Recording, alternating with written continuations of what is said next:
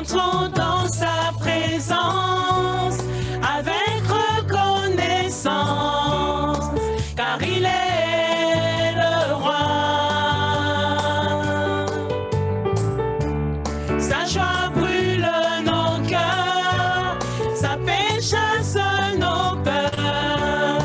Oui, il est notre roi.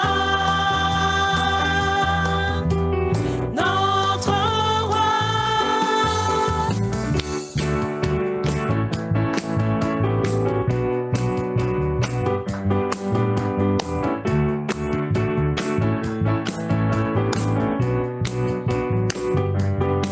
Entrons dans sa présence. Entrons dans sa présence avec reconnaissance, car il est le roi. Sa joie brûle nos cœurs, sa paix chasse nos peurs. Oui, il est notre roi. Notre roi, louons le roi des cieux, que la terre entière célèbre le roi, que tous les rachetés poussent les cris de joie. Yeah! Amen. Poussons les cris de joie, nous sommes rachetés. Woo! Amen.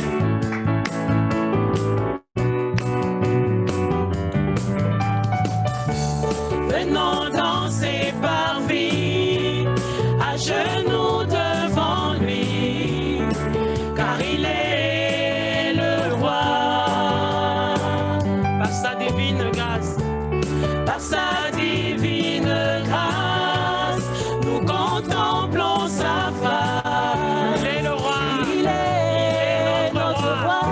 Amen. Merci Jésus. Notre roi, louons le roi des cieux, que la terre entière célèbre le roi, que tous les rachetés poussent les cris de joie. Louons le roi des cieux, que la terre entière célèbre le roi, que tous les rachetés poussent les cris de joie. Yeah!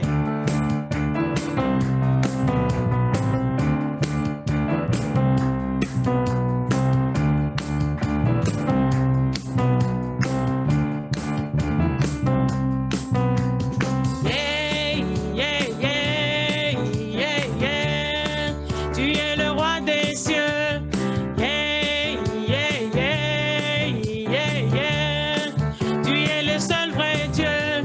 Yeah, yeah, yeah, yeah, yeah. Tu es le roi des cieux. Yeah, yeah, yeah, yeah, yeah. Tu es le seul vrai Dieu. Yeah, yeah, yeah, yeah, yeah. Tu es le roi des cieux. Yeah, yeah, yeah, yeah, yeah. Tu es le seul vrai Dieu. Yeah, yeah, yeah, yeah, yeah. Tu es le roi des cieux. Yeah, yeah, yeah, yeah, yeah. Tu es le seul vrai Dieu. Yeah, yeah, yeah, yeah, yeah. Tu es le roi des cieux. Yeah, yeah, yeah, yeah, yeah. Louons le roi des cieux, que la terre entière célèbre le roi, que tous les rachetés poussent les cris de joie. Louons le roi des cieux, que la terre entière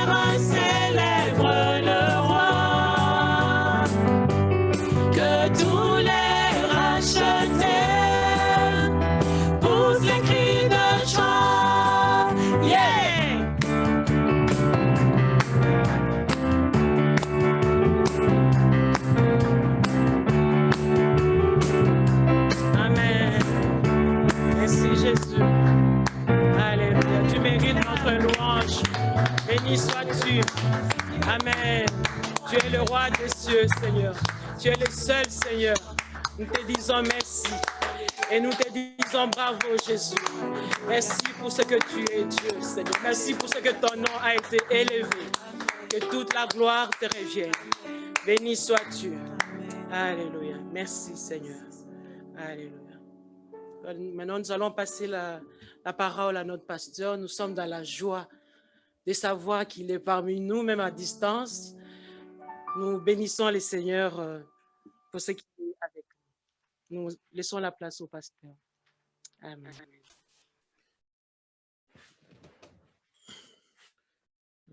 Oui, c'est bon. Ok, mais tu n'enlèves pas la fenêtre là. Voilà. Bonjour à tous. Si vous m'entendez depuis votre salon, je vous prierai de me le faire voir en bougeant simplement vos mains, comme ça je suis sûr qu'il y a un vrai feedback.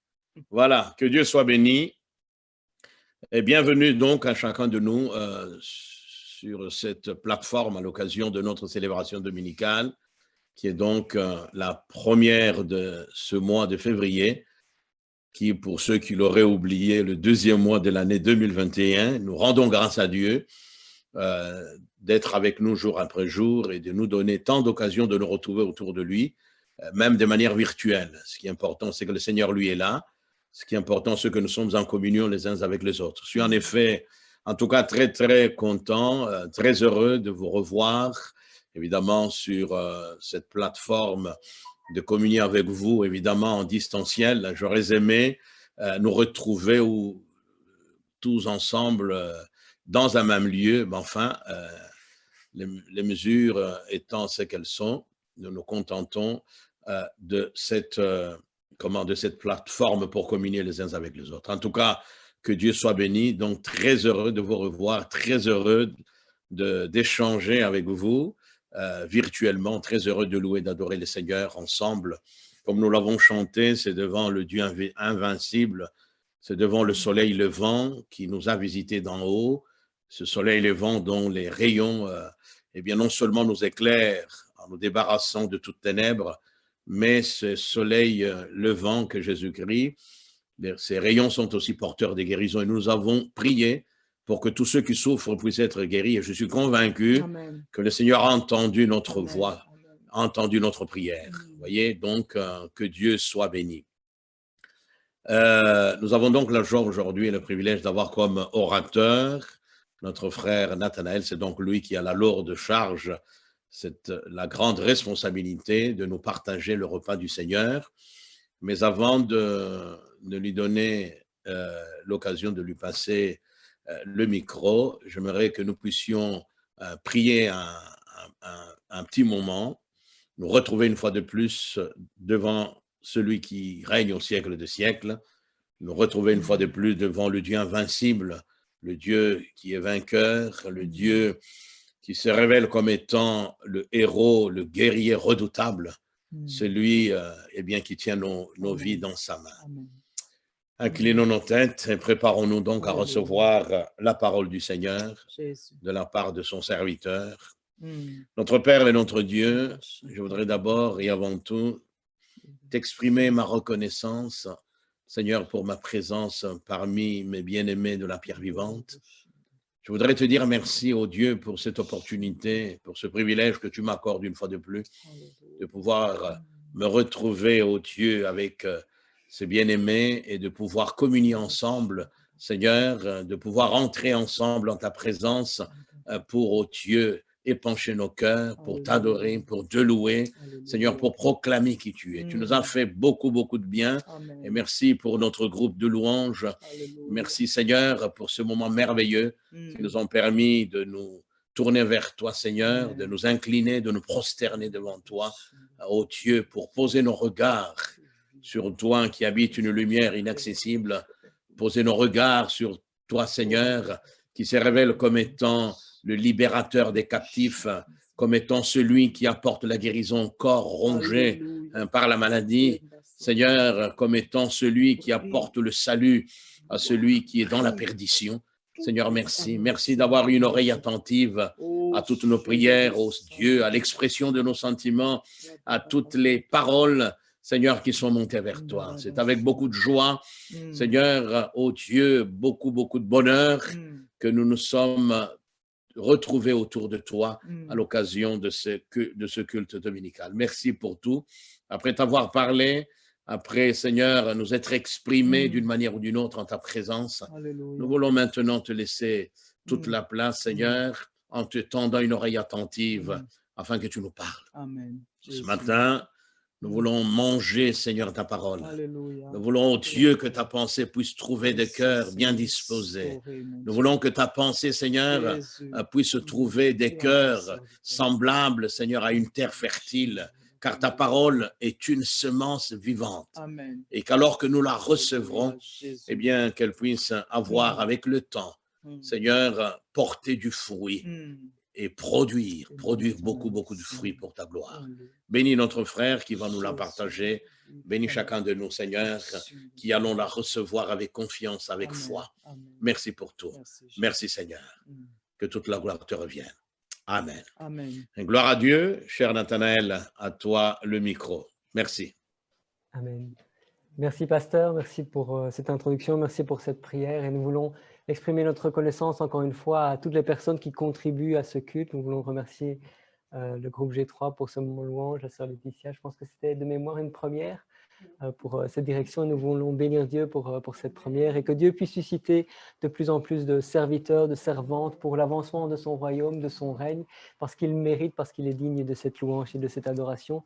Je veux personnellement remercier mon épouse qui s'est occupée des 4 enfants pendant toute la journée d'hier pour que je puisse me consacrer à la préparation de ce message. Elle m'a coupé les cheveux, heureusement, parce que aujourd'hui les coiffeurs sont toujours fermés. Je pense que ça va changer, mais ils ont un rôle important et donc je suis reconnaissant que ma femme a ce pouvoir. Donc merci à Rosemary pour ça. Les coiffeurs sont utiles, hein. On apprend des choses aussi chez les coiffeurs. Par exemple, j'ai appris chez le coiffeur le jour où je n'étais plus jeune, où officiellement je n'étais plus un jeune. Tu sais que tu n'es plus jeune le jour où, quand pour la première fois, ton coiffeur te dit « Je te fais les oreilles aussi ?» Là, tu acceptes, tu encaisses et puis tu dis oui. Donc, on veut simplement rendre grâce pour tous les dons qui sont parmi nous et pour cette occasion que nous avons pour pouvoir partager la parole. Et ma préoccupation et le cœur que j'avais pour ce message est vraiment dans la continuité de ce qu'on a expérimenté et entendu les premières semaines de cette année sur le sujet de l'amour. C'est quelque chose que je médite beaucoup, qui est fort dans mon cœur et je voulais partager quelques éléments que Jésus a mis dans mon cœur par rapport à ça. On a vu plusieurs éléments et si on peut retenir une chose, c'est que de loin, le plus important dans notre vie chrétienne, c'est l'amour. Et pas seulement dans la vie chrétienne, mais dans la vie en général, l'amour reste essentiel. Quand on lit 1 Corinthiens 13, c'est juste remarquable. On voit que l'amour est plus important que les bonnes œuvres. Si un homme donne tous ses biens, il vend tous ses biens, il les donne aux pauvres, s'il n'y a pas l'amour, ça ne sert à rien. L'amour, c'est plus important que les dons spirituels. Si j'ai toute la connaissance ou les prophéties, sans l'amour, c'est rien. L'amour est plus important que tous les commandements. Le plus grand des commandements, c'est « Tu aimeras le Seigneur ton Dieu de tout ton cœur, tu aimeras ton prochain comme toi-même ». L'amour est plus grand que la foi. Quand la fin, Paul dit « Voici ces 3 choses demeurent, la foi, l'espérance et l'amour, mais la plus grande, c'est l'amour ».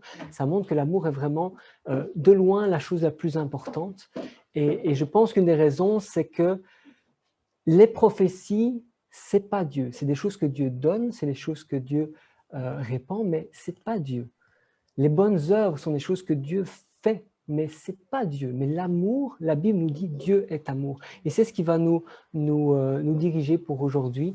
Et le thème de ce message, c'est Dieu nous a aimés le premier et nous allons voir quels sont les effets de l'amour de Dieu en nous. Le thème, c'est quels sont les effets de l'amour de Dieu en nous. C'est le thème de ce matin. On va voir 3 points. Dieu nous a aimés le premier. L'amour de Dieu libère. L'amour de Dieu donne la vie. Premier point, Dieu nous a aimés le premier.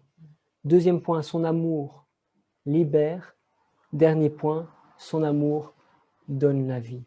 Et je voudrais vraiment, quand on considère l'amour de Dieu, ce n'est pas quelque chose que l'on contemple comme un portrait, comme une œuvre d'art. On peut fixer les yeux dessus et regarder et considérer l'amour de Dieu, c'est une bonne chose. Mais l'amour de Dieu n'est pas quelque chose seulement qui se regarde et qui se contemple. C'est quelque chose qui a une puissance, c'est quelque chose qui a des impacts concrets dans ta vie, dans ma vie, et c'est ce que je voudrais partager aujourd'hui en traitant ce thème. On va lire le texte de référence et je vais inviter le frère Gaëtan à lire le texte de référence qui se trouve dans 1 Jean. On va lire 1 Jean, le chapitre 4, verset 7 jusqu'au verset 10, et puis on va passer du verset 19 au verset 21. Donc 1 Jean 4, verset 7 au verset 10, et ensuite du verset 19 jusqu'au verset 21. Bien-aimés, nous aimons-nous les uns les autres, car l'amour est de Dieu. Et quiconque aime est né de Dieu et connaît Dieu. Celui qui n'aime pas n'a pas connu Dieu, car Dieu est amour. L'amour de Dieu a été manifesté envers nous en ce que Dieu a envoyé son Fils unique dans le monde, afin que nous vivions par lui. Et cet amour consiste non point en ce que nous avons aimé Dieu, mais en ce qu'il nous a aimés et a envoyé son Fils comme victime expiatoire pour nos péchés. Bien-aimés, si Dieu nous a ainsi aimés, nous devons aussi nous aimer les uns les autres. Alors, je passe à 1 Jean 4, versets 19 à 21. Pour nous, nous l'aimons parce qu'il nous a aimés le premier. Si quelqu'un dit « j'aime Dieu » et qu'il haïsse son frère, c'est un menteur. Car celui qui n'aime pas son frère qu'il voit, comment peut-il aimer Dieu qu'il ne voit pas? Et nous avons de lui ce commandement, que celui qui aime Dieu aime aussi son frère. Amen. Amen. Merci pour cette parole. Il y a quelques semaines, quand nous avions une réunion de prière le mardi soir, le frère Richard a dans sa prière fait référence à ce passage et nous a rappelé en quoi consistait l'amour en citant ce passage. Et ça avait beaucoup résonné dans mon cœur.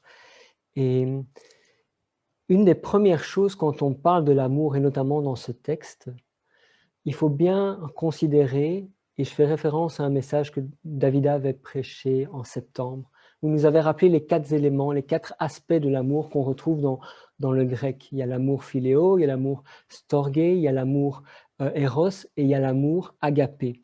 L'amour agapé, c'est l'amour qui est totalement inconditionnel. Dans le texte ici, quand on parle de l'amour, que ce soit en termes de nom ou en forme de verbe, c'est toujours le mot agapé qui est utilisé. On parle vraiment d'un amour inconditionnel. La première pensée, c'est celle-ci.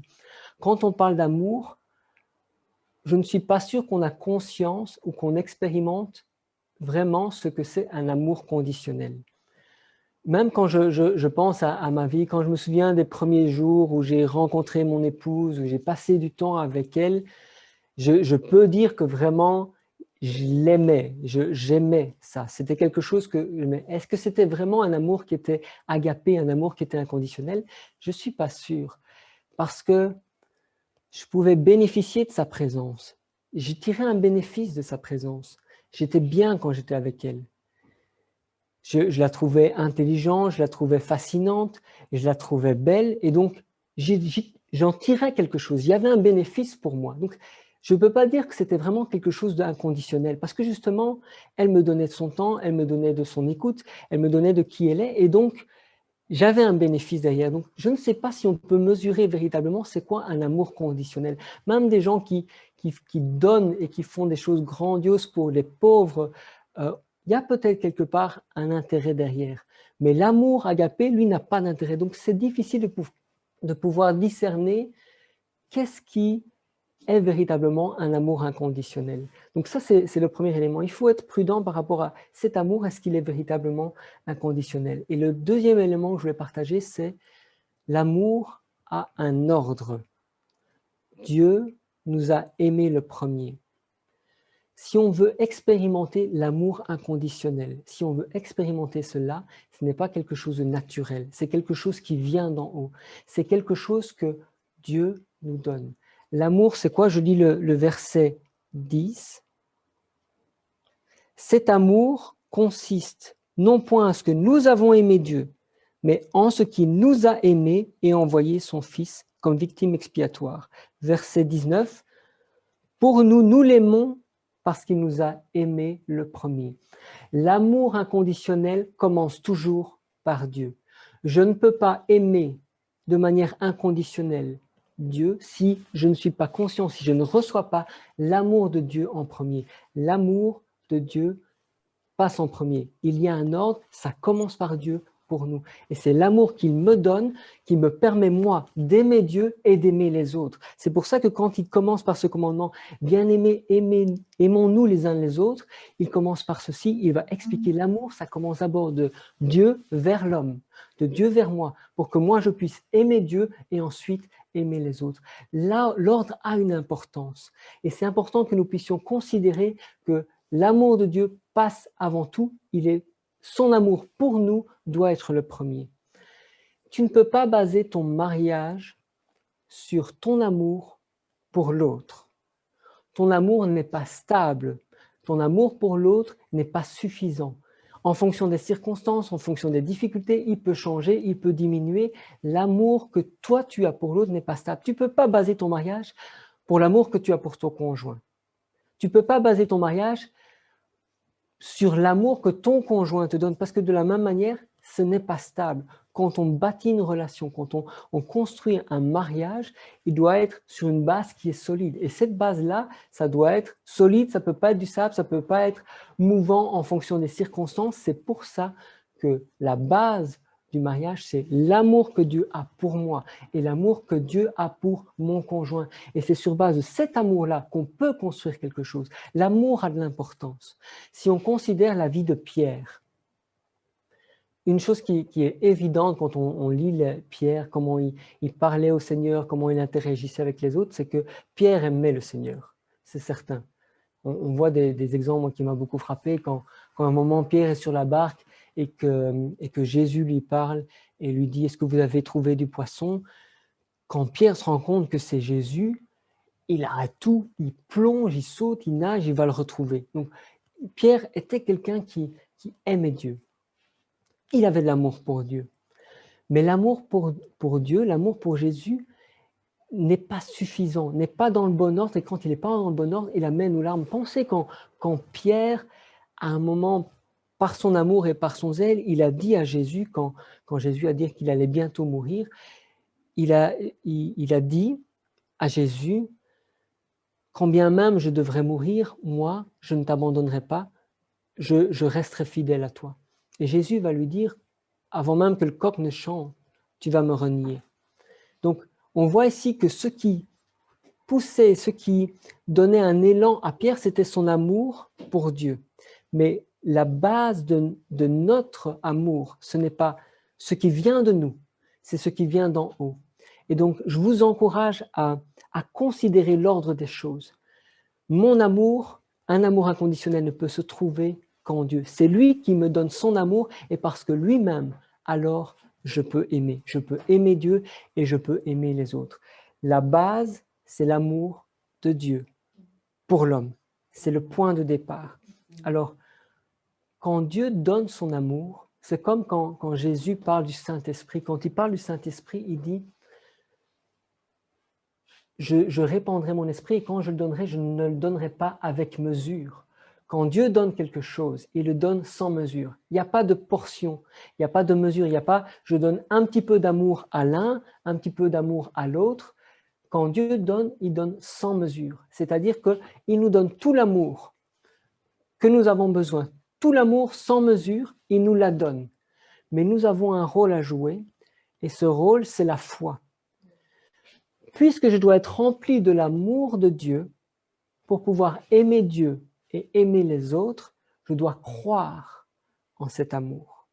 Je dois croire que Dieu m'aime. Et au plus je crois, au plus je suis rempli. Ce n'est pas que l'amour est mesuré et qu'il y a un peu d'amour dans l'un et un peu plus dans l'autre. C'est juste dans la mesure où je crois en l'amour de Dieu, dans la mesure où j'ai la foi, alors cet amour se manifeste en moi selon la mesure de foi que j'ai. Et donc, un de notre objectifs en tant que chrétien, c'est d'avoir foi, de croire que Dieu nous aime. Alors, une question très pratique, très concrète. Comment est-ce que je peux croire que Dieu m'aime? Quelles sont les choses qui pourraient susciter ma foi pour croire de plus en plus qu'il m'aime, pour être de plus en plus rempli, et une fois que je suis rempli, je puisse aimer Dieu et aimer les autres. Comment est-ce qu'on peut arriver à ça? Il y a plusieurs éléments, je vais en citer deux. Le premier élément, c'est le souvenir. Quand Dieu donne sa loi à Moïse, il va instituer des fêtes dans le souvenir de, par exemple, la Pâque, le souvenir où il a libéré le peuple. Le souvenir est important. On se souvient des choses que Dieu a accomplies dans nos vies. On se souvient des délivrances qu'il nous a apportées. On se souvient des bénédictions qu'il a données gratuitement. Ce sont des choses qui, parce qu'on s'en souvient, elles nous rappellent que Dieu nous aime. Dieu nous aime vraiment. Ça, c'est le premier élément, le souvenir. Et c'est la raison pour laquelle on prend la Sainte Seine. Jésus a dit, faites ceci en mémoire de moi quand on prend le pain, quand on prend le vin.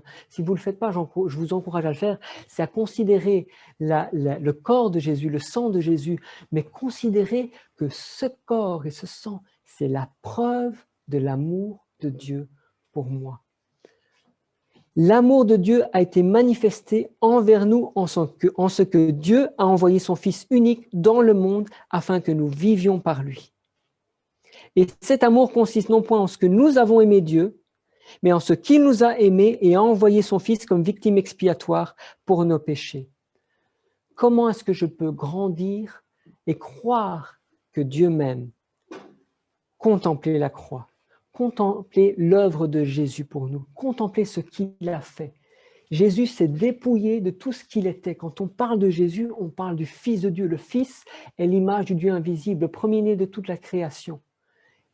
On ne parle pas juste d'un petit Dieu, on parle de celui qui est le Fils de Dieu, le trésor du ciel, l'aimé du Père. C'est lui qui est venu, il s'est dépouillé. Quand on dit dépouillé, ça veut dire il s'est vidé, il s'est rendu vain, il a été frappé de nullité. Il est devenu un homme qui ne pouvait pas voir, qui ne pouvait pas entendre. Il était dans le sein d'une vierge en Israël, dans un pays pauvre, dans un endroit qui était pauvre, et il s'est rendu vain, il s'est rendu nul, il a été frappé de nullité pour prendre notre condition. Et non seulement ça, il a pris sur lui notre condamnation, par sa mort à la croix. Son sang a coulé pour me donner la vie, pour que je sois pardonné, pour que je puisse être réconcilié avec Dieu. Parce qu'il est mort sur la croix, qu'il a donné sa vie pour moi, je suis réconcilié avec Dieu et il l'a fait. Pourquoi? Parce qu'il m'a aimé. C'est parce que Dieu m'a aimé qu'il a fait ça. Quand je contemple l'œuvre de Jésus, quand je contemple son incarnation, le fait qu'il soit devenu homme, quand je contemple qu'il a donné sa vie pour moi, qu'il a versé son sang pour moi, je ne peux que considérer Dieu m'aime. Dieu l'a fait parce qu'il m'aime. Dieu le fait parce qu'il t'aime. Et c'est cet amour-là qui doit être empreint dans notre cœur. Donc je vous encourage à méditer, à penser, à considérer dans les Écritures, dans les chants de louange, dans tout ce que vous faites, dans les moments personnels avec le Seigneur, de vous arrêter et contempler l'œuvre de Jésus. La contempler comme étant la preuve que Dieu m'aime. Dieu a prouvé son amour une fois pour toutes. Il a prouvé son amour en ce que, alors que nous étions encore pécheurs, Christ a donné sa vie pour nous. C'est la preuve que Dieu nous aime. Je vais vous partager une image, le frère Gaëtan va vous la présenter, moi qui m'encourage beaucoup, juste pour vous donner un exemple de choses qu'il peut faire très pratiques pour pouvoir considérer l'amour de Dieu. C'est une image d'un artiste suisse qui s'appelle Odersey et qui... Ça, c'est pour moi le résumé de l'histoire de l'humanité et le résumé de l'œuvre de Dieu, où on voit Christ qui est sur une croix, les bras cloués, et qui dit « Dieu t'aime grand comme ça. Dieu t'aime grand comme ça. » C'est quelque chose qui me touche beaucoup. Ça montre à quel point Dieu nous a aimés. L'œuvre de Jésus à la croix, sa mort et sa résurrection est la preuve que Dieu t'aime. Crois que Dieu t'aime. Comment est-ce que je peux grandir dans cette foi que Dieu m'aime? Je je me remémore les choses de Dieu, je me remémore la croix de Jésus, je prends avec le pain et je prends avec le vin, je me souviens de ce qu'il a accompli à la croix pour que ma foi grandisse, pour que je sois convaincu que Dieu m'aime, et parce que Dieu m'aime et que cet amour abonde en moi, alors je peux aimer Dieu, alors je peux aimer les autres. C'est le point de départ de l'amour. Dieu le premier. Dieu m'a aimé le premier. Deux effets de l'amour de Dieu. Le premier, l'amour de Dieu, son amour donne la liberté. Alors, je n'ai pas souvenir de passage qui dit explicitement l'amour de Dieu donne la liberté. Mais on va lire deux textes qui vont nous aider. Le premier, c'est toujours dans l'épître de 1 Jean, cette fois-ci au chapitre 2, au verset 5. Il dit ceci, « Mais l'amour de Dieu est véritablement parfait en celui qui garde sa parole. Par cela, nous savons que nous sommes en lui. » L'amour de Dieu est véritable, donc l'amour qui vient de Dieu, l'amour de Dieu est véritablement parfait en celui qui garde sa parole. Une des conséquences concrètes et pratiques de l'amour de Dieu pour nous, c'est que celui qui est aimé de Dieu, quand il aime Dieu, le prouve parce qu'il garde sa parole. Un deuxième texte, c'est dans Jean, chapitre 8. On va lire juste le verset 31 et 32, et puis on va lire les versets suivants pour détailler la notion de liberté. Jean 8, chapitre 31, Jean chapitre 8, versets 31 et 32. Jésus dit aux Juifs qui avaient cru en lui, « Si vous demeurez dans ma parole, vous êtes vraiment mes disciples, vous connaîtrez la vérité, et la vérité vous rendra libre. Si vous demeurez dans ma parole, vous serez mes disciples, vous connaîtrez la vérité, et la vérité vous affranchira, elle vous rendra libre. » Je ne sais pas si vous vous souvenez dans vos cours de mathématiques, la transitivité. La transitivité, c'est 8 est plus grand que 4, 4 est plus grand que 2, et donc 8 est plus grand que 2. Si Dieu nous aime, la conséquence de l'amour de Dieu, c'est que nous aimons Dieu. Si nous aimons Dieu, nous gardons sa parole. Et si nous gardons sa parole, nous connaissons la vérité, et si nous connaissons la vérité nous rend libres. L'amour de Dieu a comme conséquence pratique, concrète dans la vie de l'homme, qu'elle rend libre. L'amour de Dieu rend libre. On va lire maintenant Jean 8, on va reprendre ce verset 31 et 32, et on va lire jusqu'au verset 42. Et dans ce texte-là, je vous invite à considérer la liberté que Jésus veut apporter à ceux qui l'écoutent.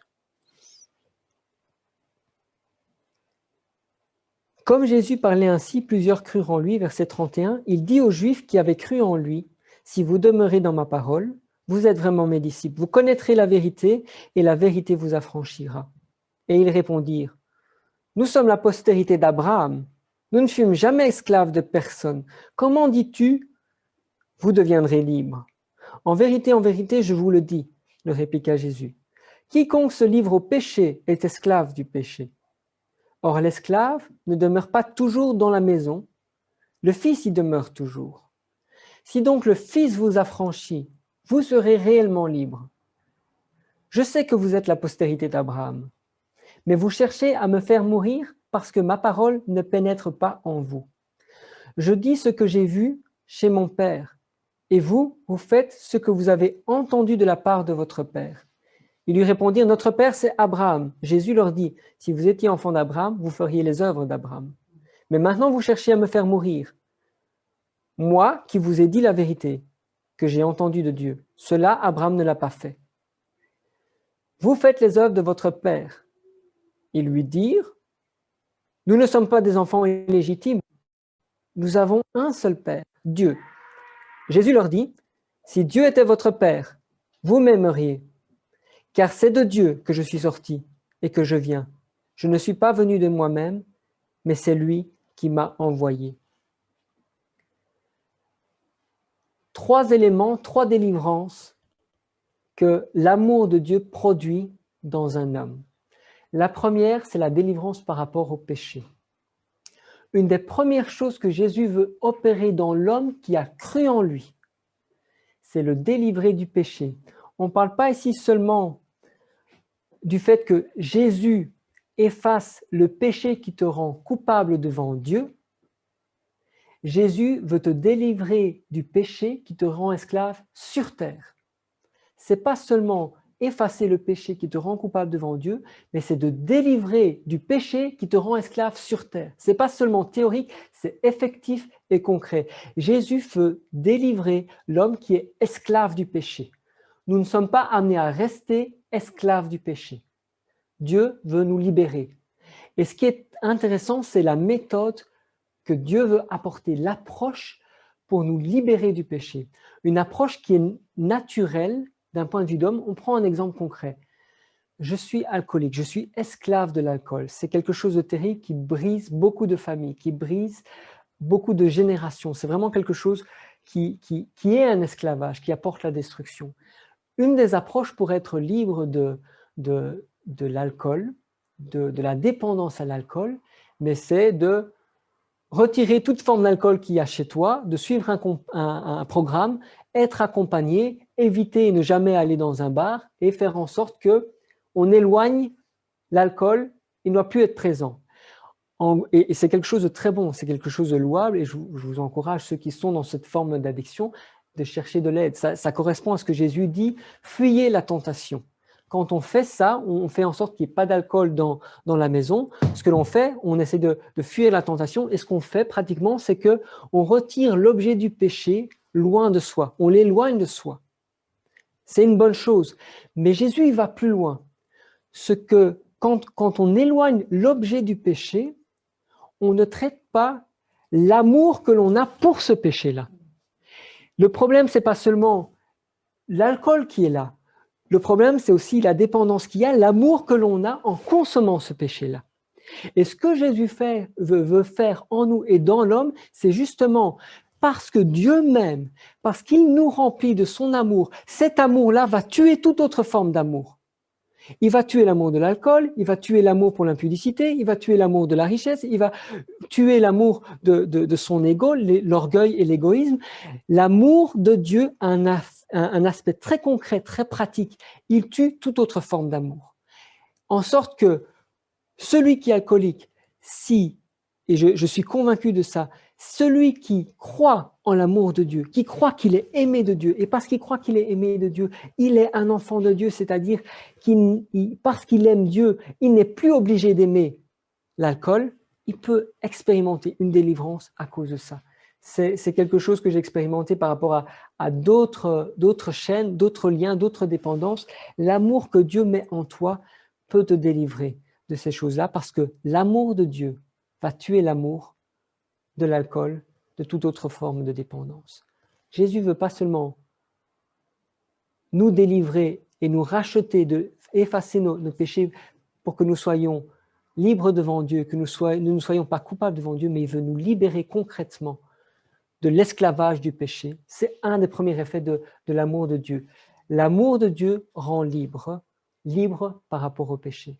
L'amour de Dieu, c'est le deuxième élément, il rend libre par rapport à notre identité. Quand on analyse le texte, on se rend compte que quand Jésus dit à ceux qui l'écoutent, il leur dit parce que vous m'aimez, vous gardez ma parole, et parce que vous gardez ma parole, vous connaîtrez la vérité, et la vérité vous rendra libre. Ceux qui l'écoutent, les Juifs, ils disent « Mais nous, on est des fils d'Abraham, on n'est pas des esclaves, on n'a jamais été esclaves de personne. » Ils font référence à leur généalogie, ils font référence à leur passé, ils font référence à leurs parents, et disent « Moi, je suis enfant d'Abraham, donc je ne suis pas un esclave. » Et Jésus leur dit « Vous n'êtes pas des enfants d'Abraham. » Pourquoi? Parce que Abraham, il n'a jamais voulu tuer ceux qui leur disent la vérité. Et vous, c'est ce que vous voulez faire, vous voulez me tuer. Alors, les Juifs, ils changent leur fusil d'épaule, ils changent leur discours et disent « On n'est pas des enfants illégitimes, on est des fils de Dieu. » Et Jésus va leur dire « Vous n'êtes pas non plus des fils de Dieu parce que moi, je viens du Père. Et si vous étiez des fils de Dieu, vous m'aimeriez parce que je viens du Père. Vous n'êtes pas des fils de Dieu. » Dieu nous délivre de notre identité corrompue. Ne croyons pas que nous ne sommes pas comme ces Juifs qui disent « ça ne me concerne pas ». Ne croyons pas que nous ne sommes pas comme ces Juifs qui pensaient que leur passé, leur généalogie définissent qui ils sont. En réalité, très souvent, nous laissons notre passé, nos expériences, nos échecs, nos réussites définir qui nous sommes au lieu de laisser l'amour de Dieu, la parole de Dieu, les promesses de Dieu définir qui nous sommes. Et des fois, on fait pire. Combien de fois nous n'avons pas laissé ces mêmes circonstances définir qui Dieu est? Combien de fois l'épreuve t'a fait douter que Dieu était avec toi? Garde sa parole. Il n'a jamais dit que tu serais épargné par l'épreuve. Il a dit, vous aurez des épreuves, mais prenez courage, j'ai vaincu le monde. Tu passeras par l'épreuve et tu vaincras parce que Jésus vit en toi et lui a vaincu le monde. Combien de fois la maladie t'a fait douter que Dieu guérit et veut guérir? Garde sa parole. Il n'a jamais dit que tu ne seras jamais malade. Il a dit, je suis Adonai Rapha, celui qui guérit. Combien de fois la solitude t'a fait douter de l'amour et de la présence de Dieu? Garde sa parole. Il a dit, je serai avec vous tous les jours jusqu'à la fin du monde. Combien de fois le malheur t'a fait douter que Dieu t'aime? Garde sa parole. Il n'a jamais dit que tu n'auras pas de malheur. Il a dit, le malheur atteint souvent le juste, mais l'Éternel l'en délivre toujours. Il n'a jamais dit que tu ne pleureras pas. Il a dit, je changerai le deuil en allégresse et je donnerai la joie.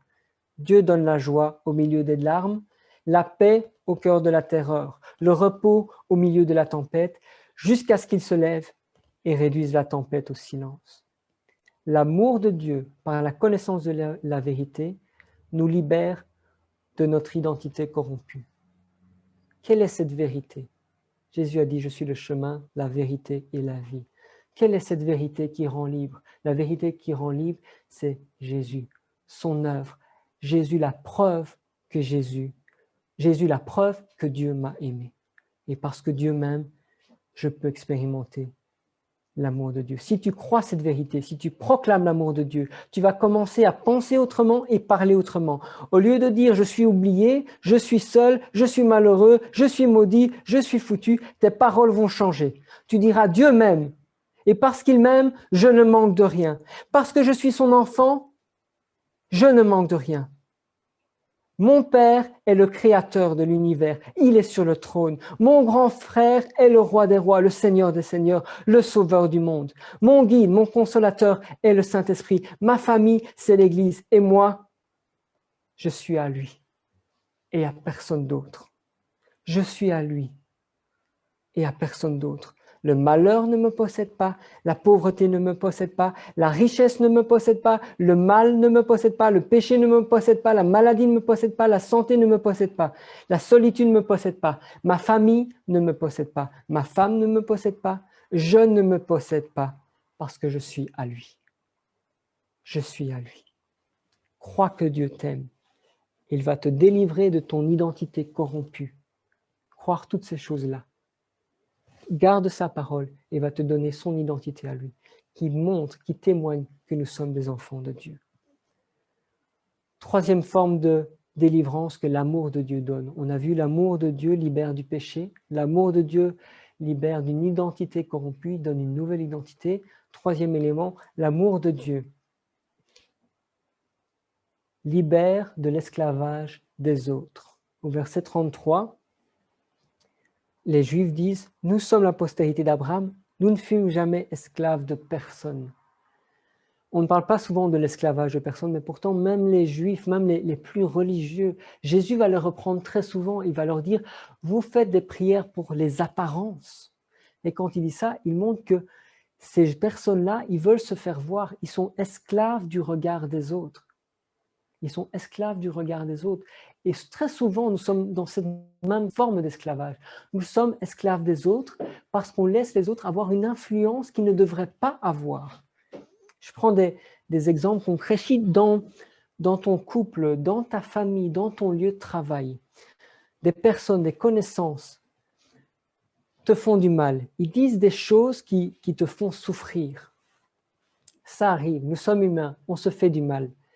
Mais si cette souffrance elle dure une semaine, elle dure un mois, elle dure des années, il y a un problème. Ça veut dire que quelque part, cette personne-là a un pouvoir sur toi. Elle a la capacité de te tirer vers le bas, de retirer ta joie, de retirer ta paix et de te plonger dans la souffrance pendant des semaines, des mois ou des années. Ça, c'est une définition de l'esclavage.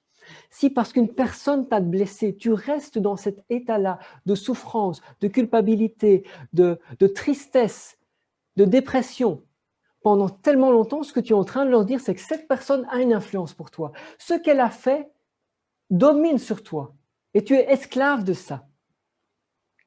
L'amour de Dieu vient libérer cet esclavage aussi. Si tu connais la vérité, si tu connais qui tu es, tu n'as besoin de rien des autres. Et peu importe ce que les autres vont te faire, peu importe ce que les autres te disent, peu importe ce que eux pensent de toi, peu importe leur regard, peu importe leurs paroles, peu importe ce qu'ils disent sur ton dos, Dieu m'aime. Et parce que Dieu m'aime, le reste n'a pas d'importance. Je suis à lui, il est à moi, c'est tout ce qui suffit. J'ai tout pleinement en lui. Je suis plein parce qu'il m'a donné la vie et parce qu'il m'aime. Parce qu'il m'aime, peu importe si le monde me déteste, peu importe si on parle de moi en mal, peu importe si on me dit des méchantes choses, peu importe si on me fait souffrir. Ma source n'est pas en ce que les autres pensent. Ma source n'est pas en ce que les autres disent. Ma source est en ce que Jésus dit de moi. Je suis son enfant, je suis à lui. C'est là que je tire ma force. Alors, c'est quelque chose de très difficile à entendre, de dire, oui, mais tu ne te rends pas compte de ce qu'il dit, tu n'imagines pas à quel point cette personne, elle m'énerve. Va auprès du Seigneur, il va te donner des nouveaux nerfs. Tu ne peux pas imaginer cette personne, ce qu'il a dit sur mon nom, à quel point il a sali ma réputation. Va près de Jésus, il va te donner un nouveau nom, une nouvelle réputation. Il va te donner un nom de roi, un nom de reine, il va te donner un nom excellent. Et là, tu n'imagines pas, cette personne-là, elle m'a brisé le cœur. Elle a taillé en pièces mon cœur, il m'a complètement détruit, il a brisé mon cœur. Va près de Jésus. Il va te donner un nouveau cœur. Il va changer ton cœur de pierre qui à chaque coup se brise en 1000 morceaux. Il va te donner un cœur de chair rempli d'amour. Et ce cœur de chair, quand il recevra un coup, il aura mal, mais il continuera à battre. Il continuera à aimer parce qu'il y a l'amour de Dieu en lui. C'est l'œuvre que Dieu donne. C'est l'œuvre que Dieu fait parce qu'il m'aime et nous libère de l'esclavage des autres. C'est un message difficile à comprendre. Mais Dieu nous appelle à être des serviteurs volontaires de l'autre, pas des esclaves de l'autre. Dieu nous libère de l'esclavage des autres. Dieu nous libère du regard des autres, des paroles de l'autre, de la souffrance que les autres peuvent nous infliger. L'amour de Dieu, parce qu'il m'aime, nous libère de ces choses-là. Dernier élément, l'amour de Dieu donne la vie. L'amour de Dieu donne la vie. On va lire 2 textes, encore une fois. Jean chapitre 15.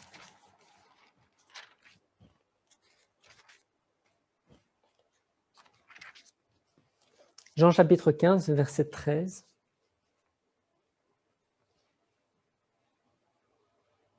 On va lire aussi le verset 14. « Il n'y a pas de plus grand amour que de donner sa vie pour ses amis. Vous êtes mes amis si vous faites ce que je vous commande. Il n'y a pas de plus grand amour que de donner sa vie pour ses amis. » Je tourne dans Jean 12, versets 24 et 25.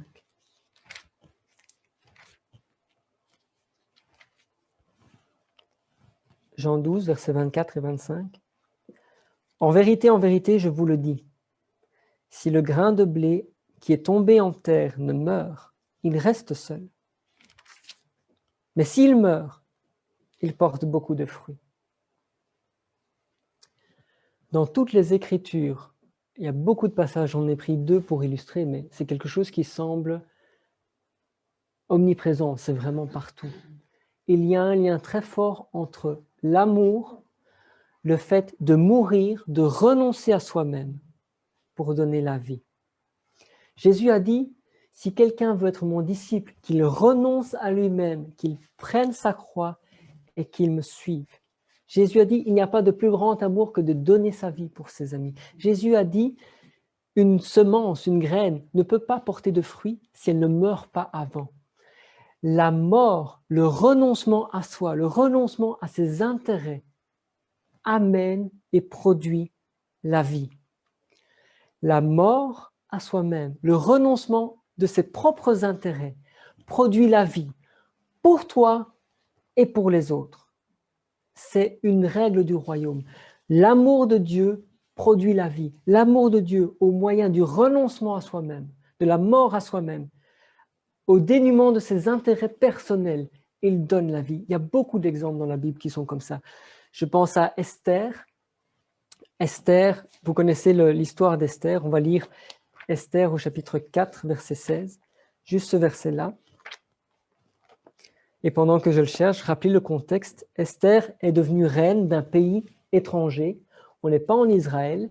Et le peuple, une bonne partie du peuple d'Israël a été déporté dans ce pays.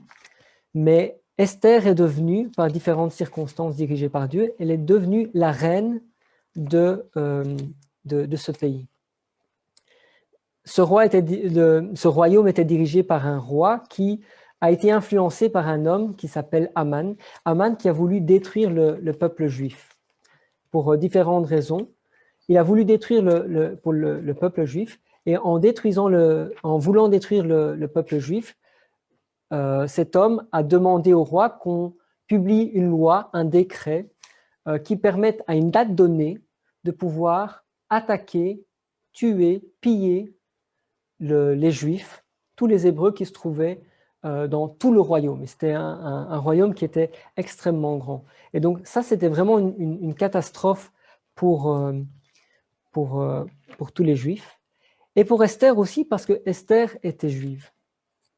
Et quand Esther a appris cela, elle a dit ceci, nous allons jeûner. Moi, je vais jeûner. Mes servantes vont jeûner. Publions un jeûne, que tout le peuple jeûne. Et moi, il dit ceci, moi, j'irai parler au roi. Et si je dois périr, je périrai. Si je dois périr, je périrai. On voit cet exemple de pour que le peuple tout entier soit sauvé. Je suis prêt à renoncer à moi-même. Je suis prêt à périr s'il faut que je périsse pour aller parler au roi, parce qu'en allant parler au roi, elle exposait sa tête. Elle était prête à le faire. Je vais lire un deuxième texte, une deuxième illustration qui m'a beaucoup touché dans Genèse. C'est l'histoire de Jacob, Genèse 42. Je dresse un petit peu le contexte, et puis on va lire le texte, Genèse 42, verset 29. On va lire une grosse portion. Genèse 42, à partir du verset 29, jusqu'au chapitre 43, au verset 14. Je replace le contexte. Jacob est un homme qui a 12 fils, et il a perdu un de ses fils préférés, Joseph, qui croyait mort, qui a été vendu, qui est, par différentes circonstances, a été esclave d'un maître en Égypte, qui a été en prison et après a été élevé ministre de tout le royaume d'Égypte. Et Joseph a été informé qu'il allait y avoir une grande famine qui allait arriver. Il a fait des provisions pour tout le pays d'Égypte, il a fait beaucoup de provisions pour pouvoir tenir pendant les 7 années de famine. Et la famine était répandue sur non seulement l'Égypte, mais sur tous les pays environnants. Il n'y avait plus de nourriture nulle part. Et donc, tous les gens de toutes les nations venaient vers l'Égypte pour acheter les provisions que Joseph avait fait. Et parmi les personnes qui sont venues voir Joseph, il y avait les autres frères de Joseph, les fils de Jacob, qui sont venus. Ils sont venus pour acheter des vivres auprès de Joseph, sans savoir que c'était Joseph, dans le but de survivre. Ils ont faim, ils veulent survivre, ils achètent du blé. Par différentes circonstances, Joseph veut tester ses frères et dit « Vous êtes des espions. Si vous êtes vraiment des frères, vous avez dit que vous étiez 11 frères, vous étiez 12, un est mort, il y en a un autre, Benjamin, je ne vois pas Benjamin, je vais vous tester. Repartez, je vous donne de la nourriture, mais quand vous revenez avec Benjamin, alors je saurai que vous dites la vérité. » On est dans ce contexte-là. Les disciples, les frères de Joseph repartent vers leur père. Et puis je lis au verset 29 du chapitre 42. Les frères revinrent auprès de Jacob, leur père, dans le pays de Canaan, et ils lui racontèrent tout ce qui leur était arrivé. Ils dirent, « L'homme qui est le seigneur du pays nous a parlé durement, il nous a pris pour des espions. Nous lui avons dit, nous sommes sincères, nous ne sommes pas des espions. Nous sommes 12 frères, fils de notre père, l'un n'est plus, et le plus jeune est aujourd'hui avec notre père au pays de Canaan. Et l'homme qui est le seigneur du pays nous a dit, voici comment je saurai que vous êtes sincères. Laissez auprès de moi l'un de vos frères. Prenez de quoi nourrir vos familles. Partez et amenez-moi votre jeune frère. Je saurai ainsi que vous n'êtes pas des espions, que vous êtes sincères. Je vous rendrai votre frère et vous pourrez librement parcourir le pays. Lorsqu'ils vidèrent leur sac, voici le paquet d'argent de chacun était dans son sac. Ils virent, eux et leur père, leur paquet d'argent et ils eurent peur. Jacob, leur père, leur dit, « Vous me privez de mes enfants. Joseph n'est plus, Siméon n'est plus, et vous prendriez Benjamin? C'est sur moi que tout ça retombe. » Ruben dit à son père, « Tu feras mourir mes 2 fils si je ne te ramène pas Benjamin. Remets-le entre mes mains et je te le ramènerai. » Jacob dit, « Mon fils ne descendra point avec vous, car son frère est mort et il reste seul. S'il lui arrivait un malheur dans le voyage que vous allez faire, vous feriez descendre mes cheveux blancs avec douleur dans le séjour des morts. » Ici, Jacob dit, « Prendre Benjamin, pas question. J'ai déjà assez souffert. Benjamin, c'est ma seule joie, c'est le seul qui me reste, en qui je prends mon plaisir. Pas question qu'il parte avec vous. » Je lis le chapitre 43. La famine s'appesantissait sur le pays. Quand ils eurent fini de manger le blé qu'ils avaient apporté d'Égypte, Jacob dit à ses fils, « Retournez, achetez-nous un peu de vivres. » Mais Juda lui répondit, « Cet homme nous a fait cette déclaration formelle. Vous ne reverrez pas ma face à moins que votre frère ne soit avec vous. Si donc tu veux envoyer notre frère avec nous, nous descendrons et nous t'achèterons des vivres. Mais si tu ne veux pas l'envoyer, nous ne descendrons pas. Car cet homme nous a dit, vous ne reverrez pas ma face à moins que votre frère ne soit avec vous. » Israël dit alors, donc Israël c'est Jacob, Israël dit alors, « Pourquoi avez-vous mal agi à mon égard en disant à cet homme que vous aviez encore un frère ?» Ils répondirent, « Cet homme nous a interrogés sur nous et sur notre famille en disant, votre père vit-il encore? Avez-vous un frère? Et nous avons répondu à ces questions. Pouvions-nous savoir qu'il dirait, faites descendre votre frère? Juda dit à Israël, son père, laisse venir l'enfant avec moi, afin que nous levions et que nous partions. Et nous vivrons et nous ne mourrons pas, nous, toi et nos enfants. Je réponds de lui, tu le redemanderas de ma main. Si je ne le ramène pas auprès de toi et si je ne le remets pas devant ta face, je serai pour toujours coupable envers toi. Car si nous n'avions pas tardé, nous serions maintenant 2 fois de retour. Écoutez bien ce que Jacob va dire. Israël, leur père, leur dit, puisqu'il le faut, faites ceci. Prenez dans vos sacs des meilleures productions du pays pour emporter un présent à cet homme, un peu de baume, un peu de miel, des aromates, de la myrrhe, des pistaches et des amandes. Prenez avec vous de l'argent au double et remportez l'argent qu'on avait mis à l'entrée de vos sacs. Peut-être était-ce une erreur. Écoutez. Prenez votre frère et levez-vous. Retournez vers cet homme. Que le Dieu Tout-Puissant vous fasse trouver grâce devant cet homme et qu'il laisse venir avec vous votre autre frère et Benjamin. Et moi, si je dois être privé de mes enfants, que j'en sois privé. Comme Esther a dit, si moi il faut que je périsse, je périrai. Jacob a dit, s'il faut que je sois privé de mon enfant, je serai privé de mon enfant.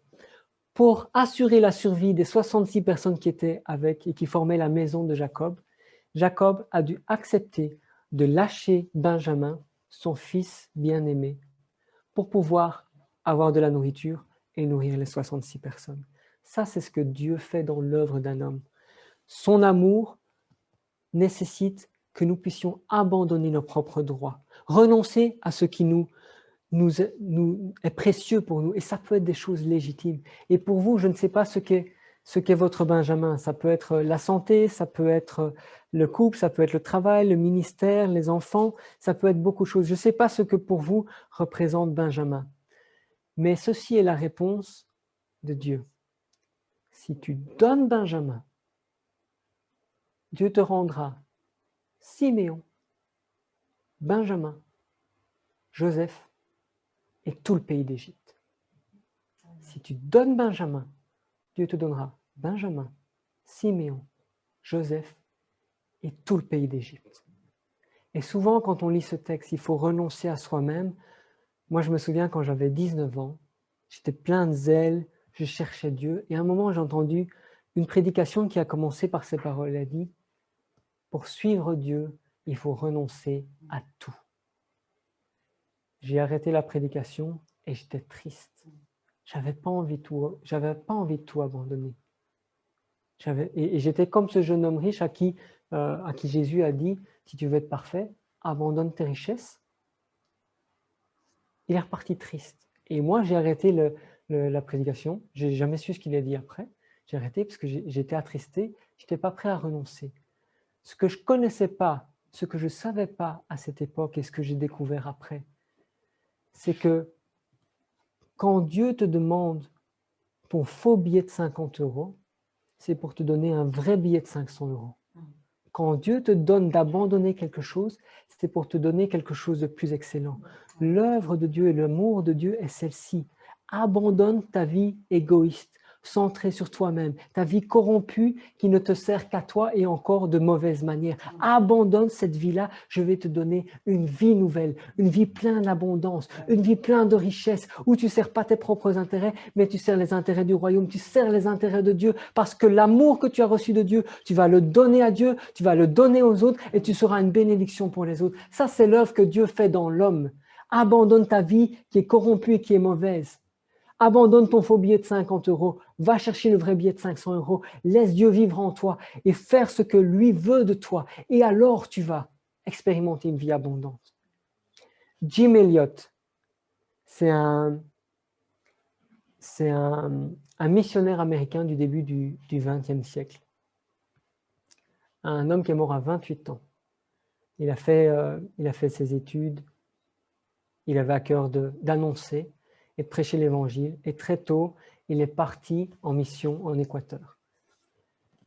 Et il venait à peine de commencer sa mission qu'une milice équatorienne, alors qu'il était en chemin pour aller prêcher l'évangile dans des régions qui n'étaient pas atteintes, une milice est passée par là, ont tué lui et ses frères. Ce n'est pas une histoire très réjouissante, mais cet homme-là, il n'avait même pas 28 ans, il a écrit ceci dans un de ses textes.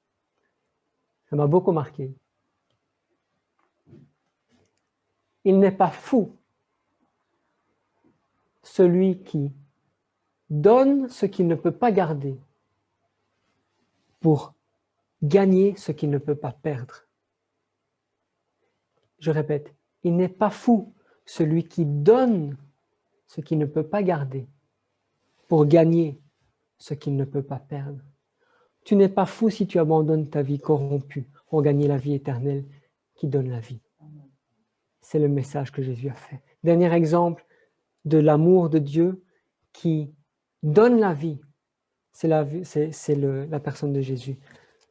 Je vais simplement lire le texte, je ne vais pas le commenter. Philippiens 2. L'amour de Dieu donne la vie. Par la mort à soi-même, par la mort et renoncement à nos intérêts propres, on découvre la vie et la vie abondante. C'est l'exemple que Jésus a donné. Philippiens 2. Je terminerai par ceci.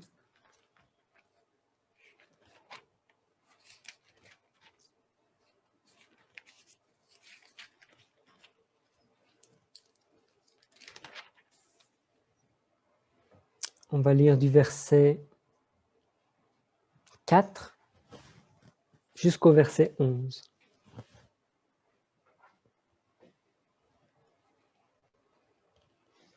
Que chacun de vous, au lieu de considérer ses propres intérêts, considère aussi ceux des autres.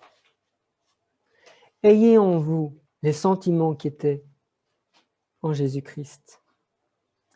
Existant en forme de Dieu, il n'a pas regardé son égalité avec Dieu comme une proie à arracher, mais il s'est dépouillé lui-même en prenant une forme de serviteur, en devenant semblable aux hommes. Il a paru comme un vrai homme. Il s'est humilié lui-même, se rendant obéissant jusqu'à la mort, même jusqu'à la mort de la croix. C'est pourquoi Dieu l'a souverainement élevé. Il lui a donné le nom qui est au-dessus de tout nom, afin qu'au nom de Jésus, tout genou fléchisse dans les cieux, sur la terre et sous la terre, et que toute langue confesse que Jésus-Christ est Seigneur, à la gloire de Dieu le Père. Renonce à tes droits. Ne t'attache pas à ta vie. Tu ne peux de toute façon pas la garder. Donne-la et tu recevras de Dieu une vie nouvelle qui sera source de vie pour toi et pour les autres. À quoi bon chercher l'argent, la gloire, la reconnaissance, l'élévation? De toute façon, tout genou fléchira devant Jésus. À quoi bon t'élever si ta destinée, c'est de te prosterner devant lui? Arrête de perdre ton temps, fléchis maintenant. C'est à genoux que Dieu donne la paix, que les circonstances soient favorables ou pas. C'est à genoux que Dieu transforme ton caractère et ta personne en la même image que son Fils. C'est à genoux que Dieu fait naître en toi la foi pour transporter les montagnes et rendre possible ce qui est impossible. C'est à genoux que le Saint-Esprit répand l'amour de Dieu dans ton cœur pour faire naître en toi la certitude qu'il t'aime et que tu es son enfant. Concrètement, et je paraphrase Éphésiens 3, versets 14 à 20, concrètement, fléchis les genoux devant le Père, afin qu'il te donne d'être puissamment fortifié par son esprit, en sorte que Christ habite dans ton cœur par la foi, et que tu sois enraciné et fondé dans l'amour, pour connaître l'amour de Christ, et que tu sois rempli jusqu'à toute la plénitude de Dieu. Amen. Amen. Je vais prier, puis on va rendre la parole au pasteur. Père, nous voulons te bénir, nous voulons te rendre grâce, te dire merci pour cette parole. Merci parce que tu nous as aimés le premier. Nous étions encore ennemis de Dieu que tu es venu, tu nous as aimés. Nous avions de la valeur pour toi. Et c'est simplement parce que tu nous aimes que nous avons de la valeur. Intrinsèquement, il n'y a rien de désirable en nous. Mais c'est parce que toi, tu nous aimes que nous avons de la valeur. Cette valeur-là, tu l'as mise en nous. Quand tu as mis ton Fils, l'image de ton Fils en nous. Cette valeur-là, nous l'avons quand tu as soufflé ton esprit en nous. Tu nous as aimés d'un grand amour, au point que tu as donné ton Fils Jésus. Il s'est incarné, il a abandonné, il s'est vidé, il s'est dépouillé pour moi, pour me donner la vie. Je veux contempler, je veux me souvenir de ton œuvre, ô Jésus. Je veux me souvenir que tu es mort et que tu as donné ta vie pour moi. Et je veux contempler ta croix, je veux contempler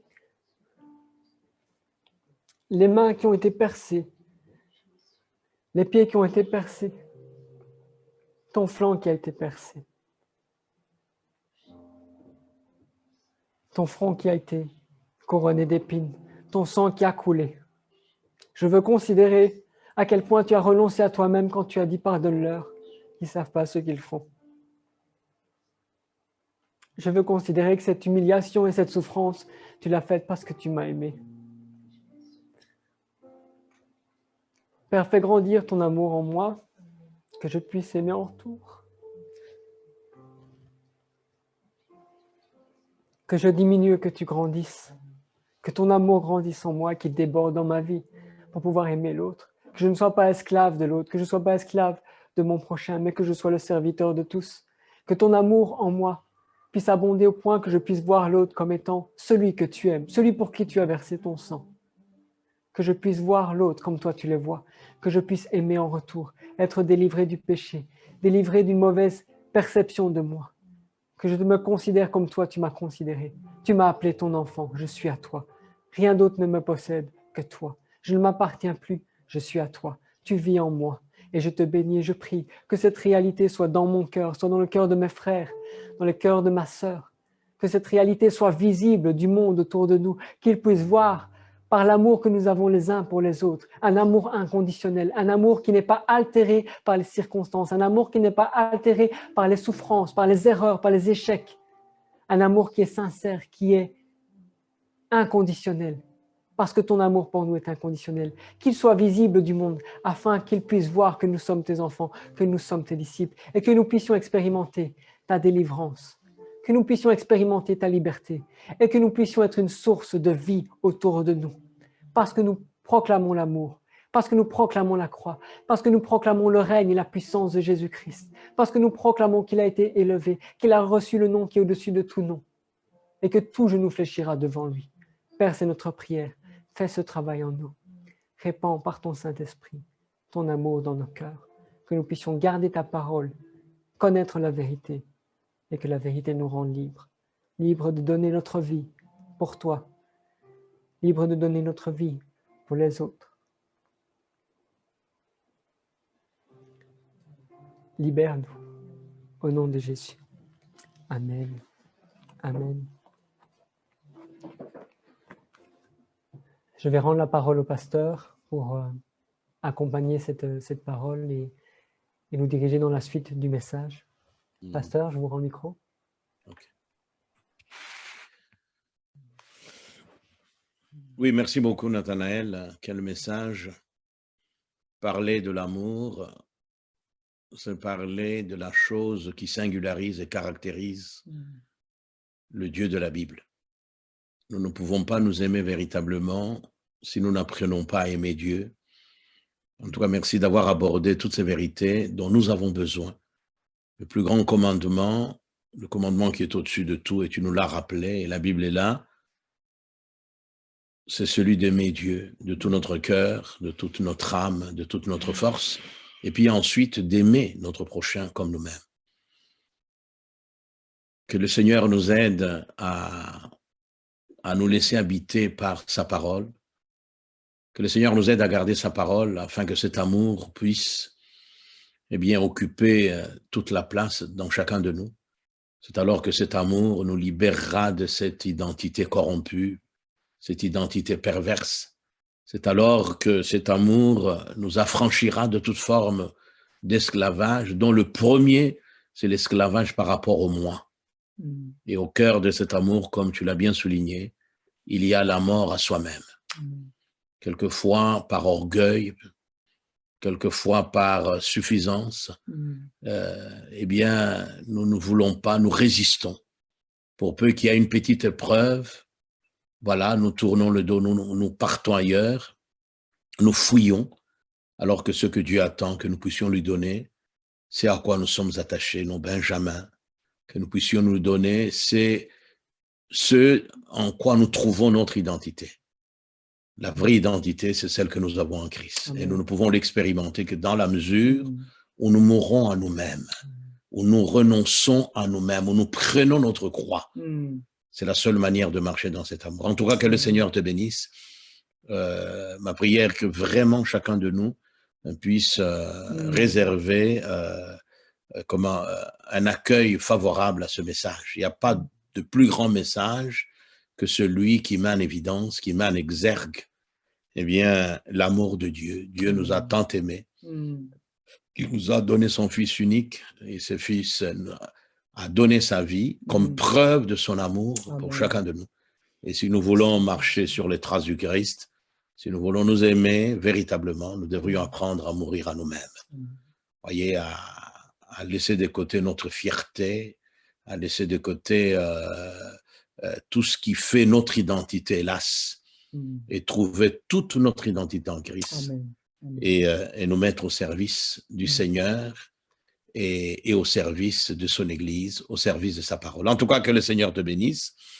Merci beaucoup une fois de plus pour ce message. Je vais donc laisser la place au communiqué et puis ensuite je reprendrai le micro pour clore notre culte de ce dimanche matin. Encore une fois, merci. Merci, pasteur. On va juste chanter un chant avant de passer au communiqué. Oui. Merci pour la croix, Seigneur. Merci pour le prix payé. Autant mon péché, ma honte, tu es venu, offrant ta grâce immense. Merci pour cet amour.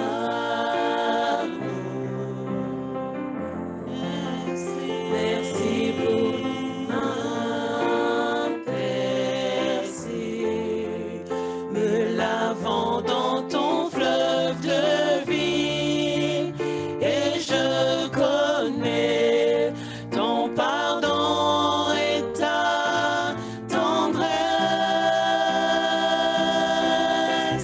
Digne est notre agneau, assis sur le trône.